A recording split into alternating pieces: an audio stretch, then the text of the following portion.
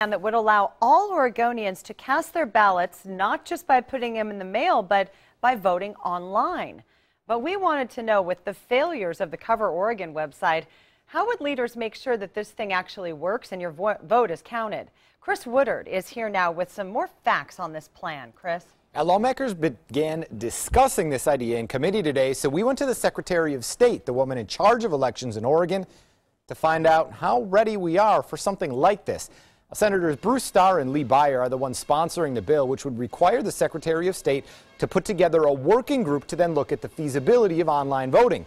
To boil the arguments on either side here way down, here they are. Those in favor say it's a great way to make it easier for people to vote. Those opposed say it's just not a secure way to cast a ballot. So I asked the Secretary of State, with her own website actually being hacked earlier this year and the IT problems we've seen with Cover Oregon, is it realistic to think the state can handle something like this? Do those give you pause or any concern that something like that can be handled on a statewide level? That's why I think it's important to start planning now for the future. I think we're talking literally sometime after the 2016 election cycle. So it feels like it's a long way off, but to make sure that we have the right technology in place, the right level of security, I think you have to start planning and preparing.